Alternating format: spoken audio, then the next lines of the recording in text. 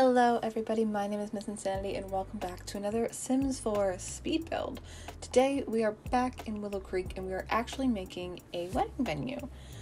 So I'm building this venue right in front of the goth house in the lot Hollow Slow. It's a 30 by 20. I thought that it would be a good idea to do a wedding venue here just because it's more of like an old Victorian kind of area, and I really thought it'd be cute to do, I guess, more of a Victorian era wedding venue. So my whole idea for this was I was going to try and base it heavily around the houses around, in the area, and I was going to kind of make it seem like it was a place that was once I guess like a house that was lived in but now has been renovated into being a historical site where you can also have your weddings. So making the shape of the house was something that I actually had to get a reference picture for. So off to the side I actually have a picture of a really old Victorian style house that I was heavily basing this off of. Obviously it's not exact, but it's still heavily influenced, sorry, I can't talk today, heavily influenced by that picture. And I had a really rough time trying to figure out A, the roofing situation as you've seen, and B, the overall shape of the house, especially with the little octagonal bit out in the front. I was really struggling with how wide to make the porch around that area and have it all look symmetrical and nice at the same time. I was also struggling a little bit on the color scheme because originally, as you can see, I wanted to do sort of a white and brown color scheme, but I actually ended up changing that later, and the entire thing all around is actually just white fencing. I also did a little balcony bit off of the side. I tried to put actual fences on that area, but unfortunately I guess the roofs do a glitch where you can't put walls next to the roof, otherwise the walls will cut away and it literally just looks like you can walk onto the roof from the balcony. So I really wasn't feeling that, so I actually just switched it for just regular half walls instead of the fences that I had originally wanted to do. And I also used that dark brick foundation that I don't think I've ever used before in a build. So that was kind of a new experience for me. I also used a really offsetting gray brick on the actual house itself, along with the fence that goes around the building. Again, I tried to make it seem like it was really a part of the neighborhood and like the build belonged there.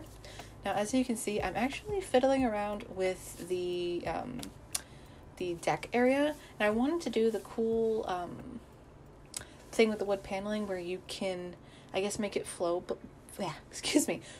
better by making the corners actually curve in using the Control F key. So I thought that was a really nice touch, and it kind of just, I guess, brought the whole deck part together. I'm also all over the place with my building. I don't know if you can tell. I start off doing one thing and then quickly switch to another thing, or if I remember something, I'm like, oh, I have to go back and I have to add that really quick. And then it just gets me on a tangent and I forgot what I was actually doing.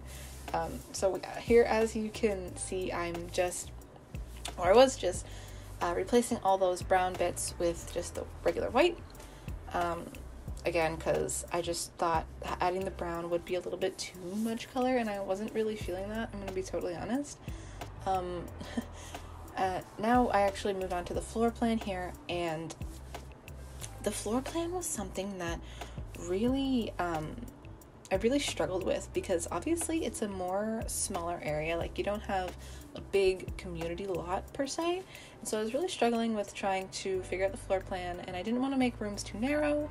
And especially with what becomes the dining room, which is that far right room, it was actually super skinny. So I struggled actually trying to fit in a good amount of tables while also still being able to make them all functional. Now on the upstairs bed, I actually had this idea of making this a place where it was almost like a bed and breakfast resort kind of thing. So obviously we don't have resorts in the game. Hopefully they get added, but I don't have my hopes up. It's EA.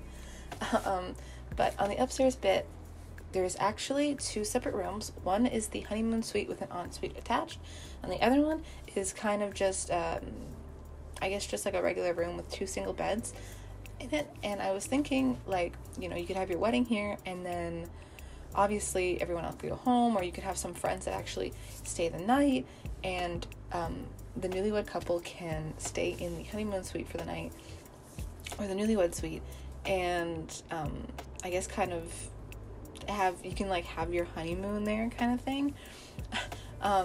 So again, like I said, it's more of like a bed and breakfast style build. So there's a kitchen in the bottom. So my thinking was that, again, if your Sims do decide that they partied super late into the night and they don't want to go home, or they're they drank too much juice and can't drive, they can just stay there and spend the night there. So I just thought that was a really cool little idea. That's actually the whole reason that I decided to make the wedding venue in the first place, was because I really wanted to add that whole bed and breakfast style venue. And I just thought that was super cool and super cute. And because, again, it is such a small build, and in my head I thought that because it's an old Victorian style home, and that once upon a time it was actually a house that belonged to a family that's now turned into a wedding venue, I thought keeping the upstairs portion bedrooms was a really cool idea. Now here you can see I'm just actually working on the outside portion of the house, so the flowers and all of the gardening stuff I'm working on right now. This bit was somewhat easy, somewhat hard, because again I wanted to add things that I hadn't added before in some of my builds. Like, for example, the little tree in the front of the yard, I had never used that. I also, again, wanted to try and bring some of the outside landscaping into the build. So as you can see, the small little pine trees, I sized them down and kind of lined them around the building, and I also put them in front of that little wedding arch there. And I just wanted to not necessarily make it look overgrown, but I wanted to make the landscaping look really full of flowers, really pretty. It was lush, full, because I just thought it would look really good in a wedding venue setting. But yeah, and so there you can see that I am setting up the wedding venue, the wedding arch itself, and I added those little lights, the little fairy lights that came with the holiday stuff pack. So I guess the build isn't necessarily base game per se, but again, the holiday pack is a free pack, so I didn't think that'd be too much of an issue. And now I'm just adding in all the lights. I'm doing this thing more recently where I take the little white garden lights and I stick them in fences and stuff. And I use the Alt key and the 9 key to raise it up and place it where I kind of want it to go. And I've been placing them in the fences lately, and I think that's super cute, and I've been really into that. It keeps the lights out of the garden themselves and kind of makes it seem like they actually have a place instead of just being spoon about all randomly. So I just thought that was pretty cool. Now we're moving into the inside portion. We are setting in all of the flooring, the walls, and we're actually working on the dining room now. So as you can see, I did struggle with figuring out where I wanted everything to go in the dining room, and what I wanted to have on the tables and stuff, because obviously with the smaller tables, if you have big sets of flowers, you can't actually eat there anymore, because the big flowers actually take up all the spots, like the slots on the table. So you have to have something small. So I decided on doing the rose, and then I kind of went in with this whole theme of really pale colors and neutral colors with red tones in it. So if you could tell, the flowers on the table the glass itself is more of a deep red, and the flower itself is more of a yellow. And then in this I'm calling this kind of the dance hall portion where the actual party is happening. So I added I added the big stereo, and I added a guitar on the side, so that way if you wanted to have live music, you could have live music. And then there's also the stereo where, you know, Sims can dance and, you know, have fun. There's also a bar out in the back where your Sims can get drinks and juice and basically just enjoy themselves. In this little front bit, I thought it'd be really cute to actually have that open book as kind of like a registry where you can basically, you know, add in your well wishes for the newlywed couple and like sign in and stuff like that. And I thought that was a super cute little touch. And I also made this little round portion a little sitting area where, you know, like it's almost like a lobby, if you will, where before like the wedding starts or something, people can sit there and just relax and chill.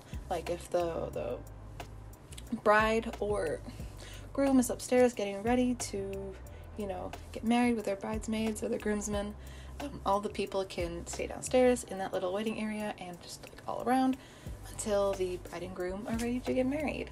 And then I made this bathroom. Now I think the bathroom, the public bathroom, if you will, is actually going to be a bit of a problem because there's only one toilet. It was such an awkward spaced room that I couldn't add individual like stalls almost, so I couldn't have more than one toilet without me having to remove all the windows in that room, and I thought that just looked really weird, so I kind of just left it at one.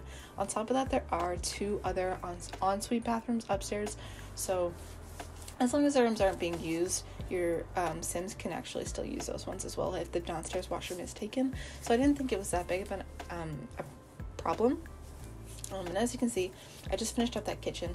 I brought in the brick that I used on the outside for the kitchen because I just thought it would, I guess, not necessarily make it look industrial per se, but give it more of that old vibe that I was going for with this build. Oh, excuse me, again, my throat is doing something. I don't know what is wrong with it.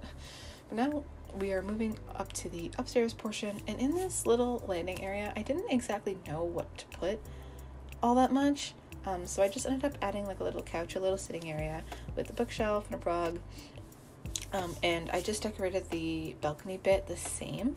I also added a mirror up there so that way your Sims can, you know, check themselves out and, you know, make sure they're looking okay for the wedding and all the wedding pictures that you're going to take. Now in this first room, like I said before, I actually just added 2 single beds, so that way I was picturing in my head like it was like a family and the mom and dad, or the moms or the dads, were getting married, and they would stay in the honeymoon suite, and then their 2 kids would stay in this almost like a family suite, and that's where they would stay for the night and just have their stuff. So it was kind of like that whole resort vibe sort of thing. And then the kids get their own little ensuite. Well, not the kids, but the family suite, the suite, for example, I'm just gonna call it that. They get their own little ensuite. I just thought that would make more sense because thinking about actual hotel rooms, you know, everyone gets their own bathroom. So I just did a cute little basic bathroom, and I didn't think that an old Victorian house would have showers, so I gave them all bathtubs instead. And now this is the little honeymoon suite, and I actually added that little VIP basket that you get when you complete a date, just to kind of set the mood and set the tone in the honeymoon suite, you know, because it's your honeymoon and stuff. But I actually just ended up adding a little bookshelf, and then I'm doing the bathroom right now. Now that little round bit on the outside, it was so awkwardly placed that I just decided to cut it off and just not use it at all. So you can't really use it, but if you know, take this build and you want to do something with it, you can totally use that space. But for me, for this particular build, I didn't. Now I am moving on to the lighting. Because of just how weird, not necessarily weird, but just how limited the base game actually is, I actually just ended up sizing all of those lights down. So they still function as if it was super bright, but you can't actually see them. So I just thought that made more sense. So it was like there's still light and stuff, but there's no actual lights, I guess. But I actually ended up going back in afterwards, and I used those really old looking chandeliers, and I settled with that being the lighting. But yeah, now I'm just going back out, and I'm just doing the last little bit of terrain. We are coming near the end of the video, so this build overall was super fun for me to make. It was definitely something way out of my comfort zone. I don't think I've ever made a wedding venue before in my life. The only thing I've ever done is I've taken ones off the gallery and like adjusted it to my needs. That's as far as I've ever gotten. So I think for my first time building a wedding venue, I think I did pretty good. And then I just went around the fences too, and I just added a whole bunch of terrain paint and made it look all finished and nice and stuff. But yeah, that's pretty much it for this build, guys. If you enjoyed it, please don't forget to leave a like and subscribe if you want to see more videos just like this one. But yeah, so screenshots are coming up next. Thank you guys so much for watching. Bye.